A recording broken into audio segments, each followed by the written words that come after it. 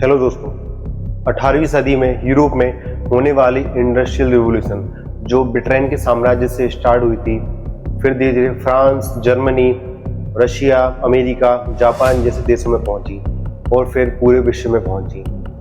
पर किसको पता था इस इंडस्ट्रियल रिवॉल्यूशन के साथ, विकास की गाथा के साथ आने वाले भविष्य के लिए क्लाइमेट चेंज की भी नींव रखी जा चुकी है। जी हाँ दोस्तों, आज हम बात करेंगे क्लाइमेट चेंज के ऊपर, जिसने अपना असर भारत और विश्व के अलग अलग हिस्सों में बताना शुरू कर दिया है। कुछ लोगों को अपनी जगह से शिफ्ट होना पड़ रहा है, तो कुछ लोगों को अपनी जीवन शैली बदलना पड़ रही है, और कुछ देशों के पास तो इससे लड़ने के लिए पूरा बजट ही नहीं है। अभी अभी एक रिपोर्ट आई है, रियल टाइम ग्लोबल तापमान के अनुसार भारत में 95 शहर है जो सबसे ज़्यादा गर्म है। तो हम देख सकते हैं कि जो क्लाइमेट चेंज का असर है वो भारत के सारे हिस्सों में बिल्कुल बराबर से पड़ेगा, और शायद विश्व से भी ज़्यादा इसका असर हमारे देश पर होने वाला है। जिस प्रकार भारत में बायोडाइवर्सिटी के जो हॉट स्पॉट हमारे देश में सबसे ज़्यादा मौजूद हैं, उसी प्रकार हम क्लाइमेट चेंज का भी हॉट स्पॉट बनने वाले हैं। सोचिए, एक दिन खेती खत्म हो जाए और पानी खत्म हो जाए और बाहर इतनी भीषण गर्मी हो जाए कि हमारा घर से बाहर निकलना ही मुश्किल हो जाए, और पॉल्यूशन तो इतना ज़्यादा हो जाए कि हम जिंदगी ना जी पाए। ये कोई फिल्म की कहानी नहीं है, ये है आने वाले भविष्य की सच्चाई, जिसको हम कहते हैं क्लाइमेट चेंज। अगर अभी कदम नहीं उठाए गए तो आने वाले समय में जो हमारी न्यू जनरेशन आएगी उसको शायद 2100 के सन तक बहुत बुरे इसके अंजाम भुगतने पड़ेंगे। लेकिन सवाल वही है, क्लाइमेट चेंज क्या है और इसका हमारे जीवन पे क्या सीधा सीधा असर पड़ने वाला है। क्लाइमेट चेंज एक मौसम का परिवर्तन ही नहीं है, इसका असर हमारी पॉलिटिक्स, कल्चर, इकोनॉमी और हमारे जो रोजाना की ज़िंदगी है उस पर पूरी तरह पड़ने वाला है, और ये तो हमारे फ्यूचर को पूरा का पूरा बदलने वाला है। सबसे पहला सवाल है, क्लाइमेट चेंज क्या है। क्लाइमेट चेंज है मौसम में होने वाला परिवर्तन। पहले के समय में काफ़ी लंबे समय तक इसमें कोई परिवर्तन नहीं होता था, पर अब बारिश का समय बदल रहा है, गर्मी का समय बदल रहा है, कभी भी प्राकृतिक आपदाएं आ रही हैं। आप देख रहे हैं, गर्मी के भीषण मौसम में कहीं पर बरसात हो रही है तो कहीं पर तेज तूफान आ रहा है, तो कहीं कहीं दिन में बरसात हो रही है तो रात को भीषण गर्मी पड़ रही है। ये कोई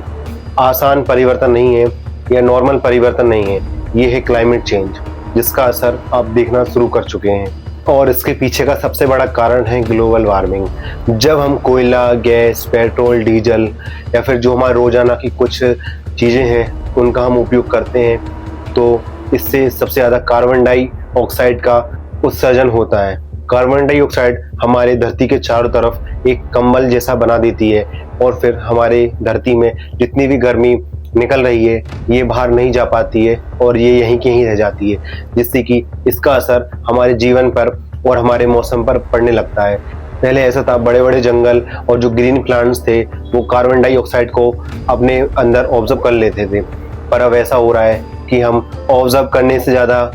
CO2 का उत्सर्जन कर रहे हैं, जिससे कि जो हमारे पेड़ पौधे हैं वो ऑब्जर्व तो कर रहे हैं पर उतना नहीं कर पा रहे हैं जितना हमारे पृथ्वी में CO2 का उत्सर्जन हो चुका है। इसे ही हम कहते हैं ग्रीन हाउस इफेक्ट। बढ़ती जनसंख्या, पेड़ों जंगलों की लगातार कटाई और नई नई फैक्ट्रीज, जिससे काफ़ी प्रदूषण हो रहा है,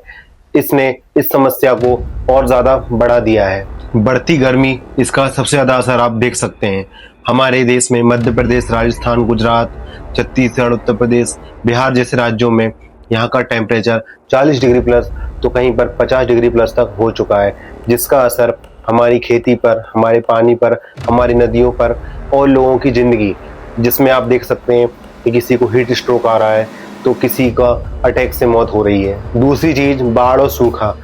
कहीं कहीं हमारे देश में इतनी ज़्यादा बारिश हो रही है कि वहाँ बाढ़ जैसी स्थिति उत्पन्न हो जाती है। जैसे आप देखते हैं, उत्तराखंड देख लीजिए, असम देख लीजिए, या फिर उत्तर प्रदेश के ही कुछ इलाके देख लीजिए जहाँ पर पिछले कुछ समय में काफ़ी बाढ़ जैसी स्थिति हुई थी। और अभी तो राजस्थान में ऐसा मौसम चल रहा है, कहीं पर भी बारिश हो जाती है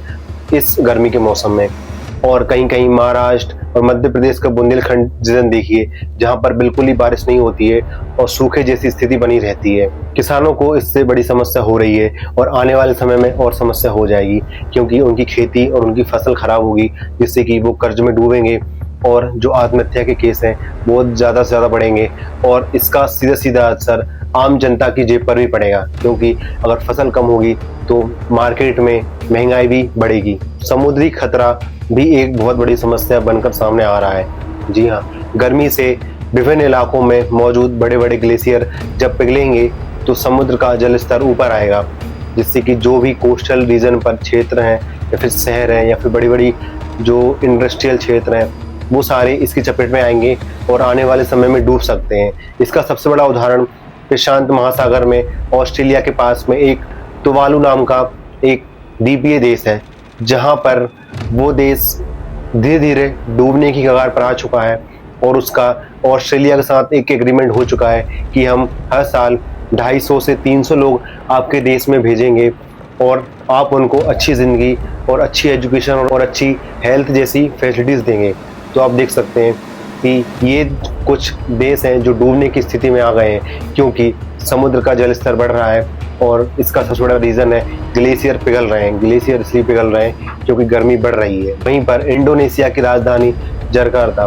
वो भी आने वाले समय में पूरी तरीके से डूब जाएगी, इसलिए इंडोनेशिया ने भी अपनी दूसरी राजधानी बनाने की प्लानिंग भी शुरू कर दी है और वो अभी कुछ समय के लिए जकार्ता में एक दीवार उठा रहे हैं, जिससे कि जो डूबने का समय है वो और ज़्यादा बढ़ जाए। पर वैज्ञानिकों के अनुसार ये कुछ ज़्यादा काम नहीं आने वाला है, क्योंकि समुद्र का जल स्तर जब बढ़ेगा तो सारी दीवारें टूट जाएंगी और यही खतरा हमारे देश के कुछ शहर जैसे कि चेन्नई, कोलकाता, मुंबई या फिर कोचीन बड़े बड़े शहरों में आने वाले भविष्य में हो सकता है अगर हम अभी सतर्क नहीं हुए तो। क्लाइमेट चेंज एक पर्यावरण की समस्या बनकर ही नहीं आएगा, आने वाले समय में ये एक इकोनॉमिक क्राइसिस भी लेके आ सकता है, क्योंकि खेती का नुकसान होगा,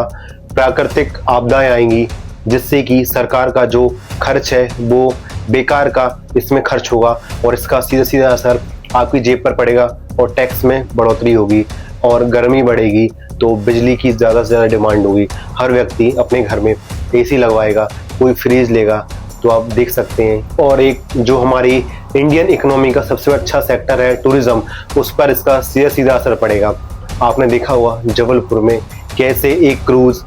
अचानक आने वाले तूफान से उसमें डूब गया और कितने ज़्यादा लोगों की उसमें मौत हो गई। तो इसका सीधा सीधा असर इस पर ही पड़ेगा और लोग टूरिस्ट बनकर वहाँ जाने से अब बचेंगे।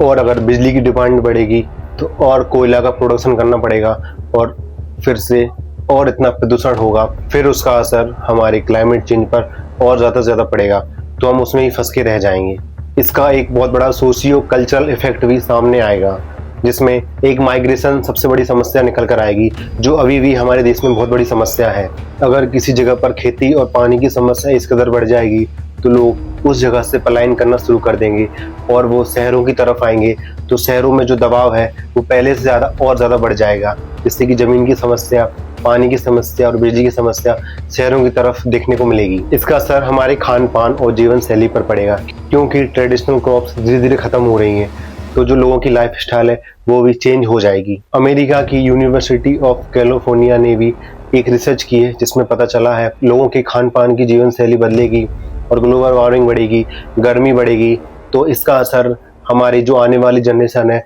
उसकी हाइट पर भी होगा। जी हाँ, जो हाइट अभी हम हमारे लोगों की देख रहे हैं वो आने वाले समय में कम हो सकती है, यानी कि लोगों का कद आने वाले समय में कम हो सकता है। यूनिवर्सिटी ने दक्षिण एशिया में लगभग 5 साल से कम उम्र के 2 लाख से ज़्यादा बच्चों पर इस तरह की रिसर्च की है। तो आप देख सकते हैं जो हमारा भारत है वो भी एक दक्षिण एशिया में भी स्थित है। इसका हमारा रिलीजियस और कल्चरल हेरिटेज पर भी बहुत बड़ा असर सामने आएगा, क्योंकि आप देख सकते हैं हिमालय में कई सारे ग्लेशियर हैं जो पिघल रहे हैं और आपने उत्तराखंड के चमोली की एक घटना जरूर देखी होगी। वहाँ पर अचानक से एक ग्लेशियर टूटा और उसके बाद कितनी बड़ी बाढ़ का सामना करना पड़ा और काफ़ी ज़्यादा लोगों की वहाँ पर मौत हो गई थी। तो इसका असर आने वाले समय में केदारनाथ यात्रा हो या फिर अमरनाथ यात्रा हो या फिर बद्रीनाथ यात्रा हो, जो भी तरह तरह की यात्राएं चल रही हैं उन पर सीधा सीधा पड़ेगा। और अगर इसी तरह गर्मी बढ़ती रही, ग्लोबल वार्मिंग बढ़ती रही, तो हमारे जो हिमालय के ग्लेशियर हैं वो धीरे धीरे पीछे हट जाएंगे और 2030 तक बहुत बुरी स्थिति सामने आएगी, क्योंकि जो हमारी 12 मासी नदियाँ हैं उनमें पानी की समस्या हो जाएगी और फिर पानी नहीं आएगा तो आम जनता है उसको बहुत बड़ी समस्या का सामना करना पड़ सकता है। और जो आर्कटिक और अंटार्कटिका के जो ग्लेशियर हैं अगर वो तेजी से पिघलते रहे तो हमारे जो कोस्टल रीजन है वो तो अपने आप ही डूब जाएंगे। क्लाइमेट चेंज का पॉलिटिकल इफेक्ट भी बहुत ज्यादा पड़ने वाला है। इंटरनेशनल रिलेशन में आने वाले समय में इसका बहुत बड़ा रोल होने वाला है, क्योंकि आप देख चुके हैं न्यूज में डेवलप और डेवलपिंग कंट्रीज के बीच इस तरह की काफी ज्यादा बहस आजकल होती रहती है, क्योंकि अमीर देशों ने काफी ज्यादा सालों तक पॉल्यूशन किया और अब वो विकासशील होने वाले देशों पर अपना जो दबाव है वो डाल रहे हैं कि आप लोग पॉल्यूशन कम कीजिए। और हमारा भारत कहता है कि हम विकास भी करेंगे और एनवायरनमेंट भी बचाएंगे, पर ऐसा होता नहीं दिख रहा है। विकास तो अंधाधुंध हो रहा है पर एनवायरनमेंट को लेकर काफ़ी ज़्यादा जो परेशानियां वो सामने आ रही हैं। अंडमान निकोबार द्वीप पर एक प्लान चल रहा है, वहाँ पे देखा हुआ कई एकड़ जो जंगल है वो काटा जाएगा और जो वहाँ की बायोडाइवर्सिटी है वो ख़त्म कर दी जाएगी। अंडमान निकोबार जो द्वीप है वहाँ पर बायोडाइवर्सिटी का एक हॉटस्पॉट मौजूद है, जहाँ पर अभी हमारे देश के लोकसभा में नेता प्रतिपक्ष राहुल गांधी जी भी गए थे और उन्होंने इस मुद्दे को बहुत बढ़ चढ़ के उठाया था। मेरे ख्याल से अगर हमको विकास करना है तो हमारे देश के जो मेन लैंड है उस पर करना चाहिए, क्योंकि जो हमारे मेन लैंड के बाहर के जो कुछ द्वीपीय क्षेत्र हैं उनको तो वैसा ही रहना चाहिए, क्योंकि अगर यहाँ पर कुछ समस्या होगी तो वहाँ पर तो ऐसी कोई समस्या सामने नहीं आ पाएगी। आप देख सकते हैं पॉलिटिकल इफेक्ट में, इंटरनेशनल रिलेशन में कैसे मिडिल ईस्ट में एक वॉर चल रही है और उस वॉर के पीछे का मेन रीज़न है वहाँ के जो रिसोर्स हैं, ईरान के रिसोर्स हैं, तेल है, उसको अमेरिका अपने अनुसार यूज़ करना चाहता है। तो ये आने वाले समय में क्लाइमेट चेंज से ऐसे ही कुछ कुछ वॉर होंगी और इन देशों को कभी भी वॉर से जितना जो पॉल्यूशन होता है और उसका इफेक्ट हमारी जो क्लाइमेट है उस पर पड़ता है उसको इनसे कोई फर्क नहीं पड़ता है, क्योंकि ये पहले से ही काफ़ी डेवलप हो चुके हैं और काफ़ी ज़्यादा चीज़ें इनने अपने लिए बचा के रखी हुई हैं। पर इसका जो असर है वो डेवलपिंग और गरीब देशों पर बहुत ज़्यादा होने वाला है। मॉन्ट्रियल प्रोटोकॉल, क्योटो प्रोटोकॉल या फिर पेरिस एग्रीमेंट जैसे कई ज़्यादा जो महत्वपूर्ण मीटिंग है वो हो चुकी हैं, पर उसके बाद भी कोई एक अच्छा सॉल्यूशन अभी तक सामने नहीं निकल के आया है और कोई भी देश एक लक्ष्य को प्राप्त नहीं कर पाया है। पेरिस एग्रीमेंट में बात हुई थी कि आने वाले समय में हमको जो तापमान है वो 2 डिग्री या फिर 1.5 डिग्री के नीचे ही रखना है, पर वैज्ञानिकों के अनुसार आने वाले समय में 2.5 डिग्री तक भी अगर हमने इसको रोक लिया तो बहुत बड़ी बात हो जाएगी। तो आप देख सकते हैं कि अमेरिका जैसा जो सबसे बड़ा देश है वो इस एग्रीमेंट से बाहर हो गया है, तो इस पर बहुत बुरा इफेक्ट आने वाले समय में होने वाला है। और इसके अलावा एक बहुत बड़ी समस्या है फॉरेस्ट की कटाई, यानी कि जंगलों की कटाई। हमारे भारत देश में हम विभिन्न जगहों पर देख रहे हैं, चाहे मध्य प्रदेश का सिंगरौली क्षेत्र हो या फिर उड़ीसा में बहुत ज़्यादा जंगल हैं और वहाँ पर अभी आदिवासियों को काफ़ी ज़्यादा प्रदर्शन देखने को मिला था, या फिर दक्षिण भारत के जंगल हों या फिर उत्तराखंड के जंगल हों या फिर जम्मू कश्मीर के जंगल हों या फिर नॉर्थ ईस्ट में जो जंगल है वहाँ पर अंधाधुंध कटाई मौजूद है, जिसका असर हमारे जो क्लाइमेट है उस पर साफ साफ देखा जा रहा है। और सरकार द्वारा कहा जा रहा है कि हम जितना पेड़ काट रहे हैं उससे ज़्यादा पेड़ किसी दूसरी जगह पर लगाएंगे। तो आप देख सकते हैं कि पेड़ तो 1 महीने में सारे कट जाएंगे, पर जो नए पेड़ हैं उनको लगभग 10 से 15 साल लगेगा अपनी पुरानी स्थिति में आने के लिए। तो ये जो सरकार का जो नियम है ये समझ में नहीं आ रहा है, क्योंकि क्लाइमेट चेंज का जो असर है वो सबसे ज़्यादा गरीब और मिडिल क्लास के लोगों पर पड़ने वाला है, क्योंकि जितने भी जो राजनेता हैं या फिर जो भी एलिट क्लास के लोग हैं या फिर जो बड़े बड़े जो कॉरपोरेट्स हैं उनको पर इसका कोई असर नहीं होता है, क्योंकि ये तो हमेशा ऐसी जगह पर रहते हैं जहाँ पर किसी भी प्राकृतिक आपदा का कोई असर पहुँच नहीं पाता है और हमेशा अच्छे अच्छे बंगले और एसीज में रहते हैं। इसलिए हम लोग को छोटे छोटे कदम उठाकर इस चीज़ को कुछ हद तक तो रोक सकते हैं, यानी कि प्रत्येक व्यक्ति कुछ कुछ पेड़ लगाए और पॉल्यूशन कम करे और अपनी लाइफ स्टाइल को थोड़ा पर्यावरण के अनुरूप बदलें, बिजली को बचाएं, पब्लिक ट्रांसपोर्ट का ज़्यादा से ज़्यादा उपयोग करें। पर पब्लिक ट्रांसपोर्ट का ज़्यादा से ज़्यादा उपयोग करने के बाद भी दिल्ली में हम देख रहे हैं किस तरह का प्रदूषण मौजूद है। वहाँ पर मेट्रो है फिर भी वहाँ पर एक बहुत बड़ी जो इमरजेंसी है वो लग जाती है। क्लाइमेट चेंज एक फ्यूचर की प्रॉब्लम भी नहीं है, ये एक आज की रियलिटी आपके सामने मौजूद है। इसलिए प्रत्येक व्यक्ति को अपने घरों पर सोलर प्लांट लगवाने की कोशिश करना चाहिए और सरकार भी उसमें बहुत ज़्यादा सहायता कर रही है। इसलिए आप किसी भी सोलर प्लांट के ओनर से बात करके अपने घर पर सोलर